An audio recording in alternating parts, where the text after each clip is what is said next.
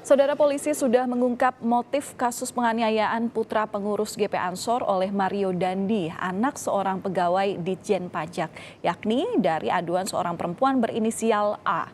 Namun, adakah motif lain terkait kekerasan Mario Dandi yang gemar pamer harta atau yang lebih eksis dikenal flexing tersebut? Kami akan membahasnya bersama psikolog forensik sekaligus anggota Pusat Kajian Pemasyarakatan Poltekip, Reza Indragiri. Selamat pagi Pak Reza, salam sehat selalu. Apa kabar? Selamat pagi, salam sehat.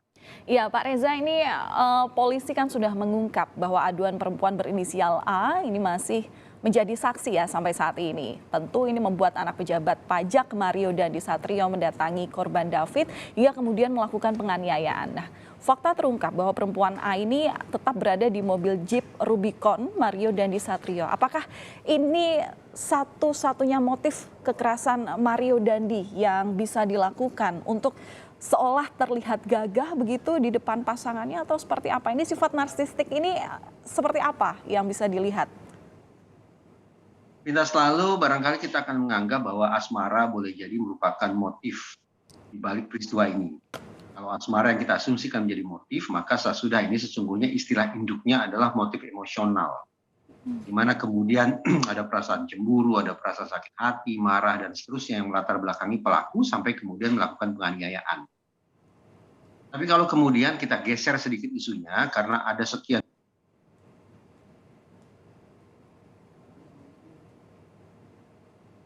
si tersangka memamerkan barang-barang mewah, maka kemungkinan bahwa aksi penganiayaan sedemikian rupa, ditambah lagi dengan direkam sedemikian rupa, adalah merupakan bentuk trofi, merupakan bentuk tanda petik prestasi yang ingin ditunjukkan oleh si tersangka kepada kekasihnya.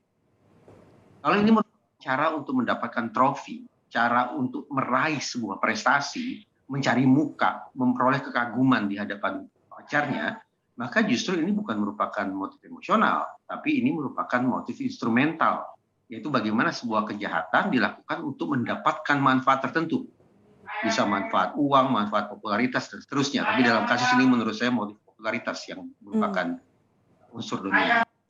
Oke, Pak Reza, ini kalau melihat dari ya memang umur begitu ya, umur dari Dandi ini 20 tahun kemudian melakukan kekerasan terhadap David yang umurnya masih 17 tahun di situ. Ini kan sebenarnya kalau dilihat dari tingkat kemandirian ini seperti apa? Seharusnya Dandi ini bisa lebih dewasa dalam menyikapi. Mari kita samakan persepsi, betapapun kita menyebut tersangka ini sebagai anaknya pejabat Direktorat Jenderal Pajak, tetapi sesungguhnya dia bukan lagi anak-anak. Karena dia sudah melewati batas usia 18 tahun, yang merupakan batas usia antara anak-anak dan pasca anak-anak alias usia dewasa. Jadi dia ringkasnya adalah seorang anak yang bukan lagi merupakan anak-anak. Dia harus kita pandang sebagai tersangka pelaku pidana berusia dewasa. Nah Tidak ini, dikenakan Undang-Undang Perlindungan Anak.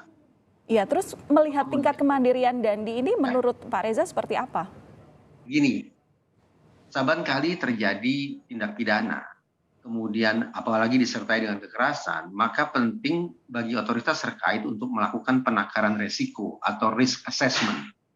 Risk assessment inilah yang akan menjawab apa sesungguhnya sebab musabab seseorang melakukan tindakan kekerasan, sekaligus bagaimana cara mengatasinya agar tidak muncul perilaku berulang. Nah, dari sekian banyak kajian yang relevan dalam kasus ini, menurut saya adalah bicara tentang kemandirian.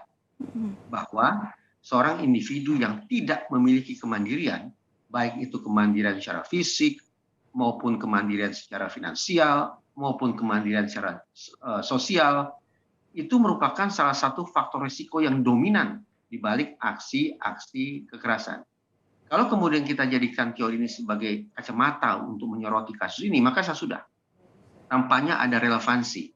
Tersangka yang dikabarkan memiliki hobi pamer kekayaan, pamer barang-barang mewah, justru mengindikasikan betapa dia sudah dewasa, berusia dewasa, namun belum memiliki kemandirian. Kenapa? Karena saya cukup yakin bahwa barang-barang mewah yang dia pamerkan itu bukan merupakan hasil jerih payahnya. Jadi ada semacam pemanjaan terhadap seseorang yang kemudian melipat gandakan bagaimana dia tidak bisa mandiri, baik sekali lagi secara finansial maupun secara sosial. Jadi boleh jadi ini ketidakmandirian itulah yang juga menjadi sebab musabab mengapa yang bersangkutan sampai hati melakukan kekerasan sedemikian brutal. Oke, berarti Pak Reza di sini bisa melihat ada seolah kesalahan dalam pola pengasuhan orang tua dari Mario Dandi ini. Ketika kita bicara tentang maltreatment, pengasuhan yang keliru, secara umum bisa kita pilah menjadi dua. Yang satu adalah negligence alias penelantaran, pengabaian terhadap hak-hak anak. Anak tidak disekolahkan, anak tidak dikasih makan, anak tidak dibangun spiritualitasnya, dan seterusnya. Tetapi dalam kasus ini tampaknya terjadi bukanlah negligence, melainkan sisi kebalikannya adalah overpampering alias pemanjaan berlebihan. Pemanjaan berlebihan itulah yang terindikasi dari sekali lagi bagaimana tersangka ini mengendarai kendaraan mewah, kemudian aksi koboi-koboyan di jalan, direkam pula dengan cara sedemikian rupa. Ini yang mengindikasikan sebagai pemanjaan berlebihan alias overpampering. Dengan kata lain, ini penting untuk ditelisik, adakah pengaruh dari maltreatment atau pengasuhan yang salah terhadap terbentuknya perilaku individu yang bersangkutan. Ya, Pak Reza, ini kita melihat daripada konferensi pers yang sebelumnya sudah dilakukan oleh pihak kepolisian. Nah, ini saat ditampilkan ke publik, saat konferensi polisi ke media, ini tersangka Mario ini seolah dari ekspresi wajahnya ini tidak ada penyesalan dan masih terlihat arogan di situ. Nah, apakah motif kejahatan yang dilakukan terhadap korban David ini bisa disebut hal yang sudah direncanakan oleh Mario sampai sekeji itu?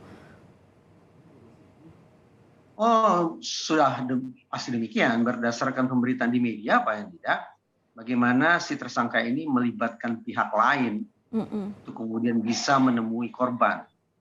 Melibatkan pihak lain saja, ditambah lagi kemudian mencari lewat GPS dan seterusnya, mengindikasikan kuat betapa ini merupakan tindakan penganiayaan yang sifatnya bukan spontan, tapi tindakan penganiayaan yang sifatnya berencana. Nah, tapi saya memiliki catatan khusus ya terkait dengan bagaimana pihak kepolisian menampilkan tersangka ini di hadapan media. Yang saya tagih sesungguhnya adalah bagaimana polisi bekerja secara fair, jadi fairness-nya. Kalaulah ada tersangka yang kemudian dipajang menghadap kamera dengan muka terbuka, bagaimana kalau tersangka-tersangka lain juga mendapatkan perlakuan serupa? Agar kemudian tidak muncul kesan bahwa polisi justru bekerja bias terhadap tersangka yang satu ini sedemikian demonstratif, tapi terhadap tersangka yang lain ditutup mukanya sehingga memunculkan kesan privasi dan seterusnya dan seterusnya. Fairness itu yang menurut saya menjadi catatan penting yang harus juga dilakukan oleh pihak kepolisian. Oke, dan untuk perlakuan hukum terhadap Mario Dandi saat ini sudah dianggap cukup dan ini hal yang baik, Pak Reza? Perkiraan saya nantinya tersangka ini apabila divonis bersalah, tampaknya akan dikenai hukuman badan alias penjara sekian tahun. Apakah itu bermanfaat? Terus terang saya mengusulkan agar kepada tersangka ini sekiranya dia divonis bersalah tidak hanya hukuman badan, tapi ada hukuman sosial, agar muncul empatinya, agar muncul kepekaan sosialnya, agar muncul sikap bersahajanya, agar muncul perasaan menghargai terhadap sesama. Sifat-sifat yang positif yang saya sebut saat lalu itu, saya yakin atau saya ragu akan bisa muncul hanya ketika seseorang di penjara saja. Jadi justru di samping di penjara yang bersangkutan harus diberikan kesempatan, bahkan kalau perlu memang harus dipaksa terlebih dahulu untuk melakukan pengabdian atau pelayanan masyarakat. Dengan cara semacam itulah kita berharap yang bersangkutan akan bisa menjadi lebih rendah hati, menghargai orang lain, kendali emosi, sok-sokan koboi itu juga akan bisa berkurang dan seterusnya. Jadi tidak hanya hukuman badan, tapi barangkali disertai pula dengan hukuman sosial, pelayanan masyarakat. Oke. Itu memang selain hukuman badan, hukuman sosial terkait pengabdian masyarakat itu memang harus diutamakan, utamanya dalam memperbaiki psikologi daripada tersangka Mario David ini.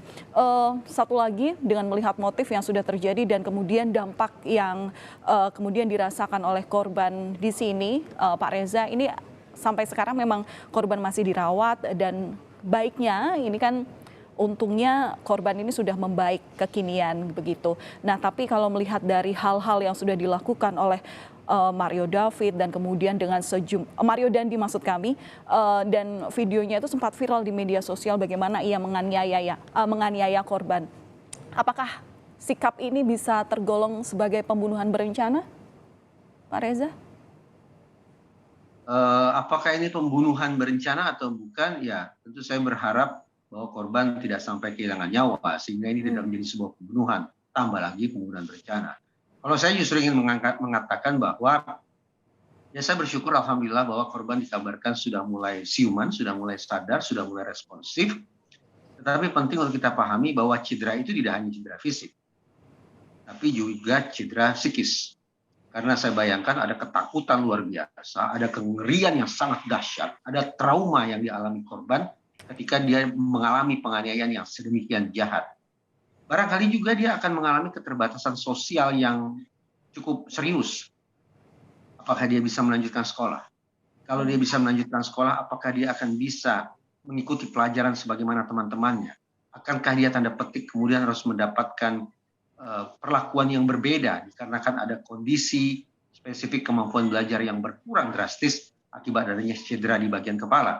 Nah, saya pikir cedera yang sifatnya multidimensional ini juga harus diangkat oleh pihak kepolisian, juga harus diangkat oleh pihak KPAI untuk memunculkan keinsafan kita bersama bahwa yang namanya korban kekerasan tidak melulu kekerasan itu berdampak terhadap fisik, tapi juga berdampak secara psikis, bahkan juga berdampak secara sosial.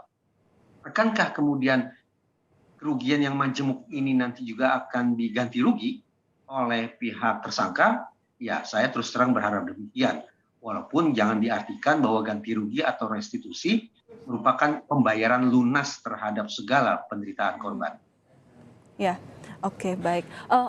Pak, satu saja singkat dari kasus ini, dari kasus Mario Dandi ini, apa pesan yang bisa dipelajari oleh masyarakat Indonesia, baik utamanya terkait pola pengasuhan orang tua ataupun juga untuk meningkatkan psikologi atau kesadaran supaya kejahatan seperti ini tidak terulang lagi di tengah masyarakat? Sebagaimana yang tadi saya katakan, tidak terlalu kemungkinan ada maltreatment alias pengasuhan yang tidak begitu tepat, berupa over pampering alias pemanjaan yang berlebihan. Nah, terlebih lagi aksi pamer kemewahan semacam itu akan bisa melukai hati masyarakat banyak. Saya bayangkan bahwa kenapa masyarakat termasuk warganet menjatuhkan sanksi sehebat-hebatnya kepada tersangka, bukan semata-mata karena tersangka sudah melakukan penganiayaan terhadap korban, bukan hanya itu. Tapi boleh jadi karena masyarakat sedang menghukum tersangka, karena tersangka sudah melukai hati masyarakat yang hari ini harus kita katakan tidak sedang baik-baik saja. Ada kesulitan multidimensional yang dihadapi oleh kita semua. Bisa sudah, siapapun yang hari ini melakukan keonaran, bersiaplah untuk berhadapan dengan pidana sekaligus sanksi sosial yang sehebat-hebatnya. Ya, tentu masyarakat semoga seluruhnya siapapun yang terlibat dan melihat dari kasus ini bisa menjadikan pelajaran supaya memang kita sebagai masyarakat ini bisa meminimalisasi adanya kekerasan di tengah masyarakat dan kemudian kesadaran dalam mendidik anak ini bisa terus diterapkan terhadap orang tua, utamanya pengawasan tidak hanya di bawah umur tapi sampai umur berapapun ketika statusnya masih menjadi seorang anak.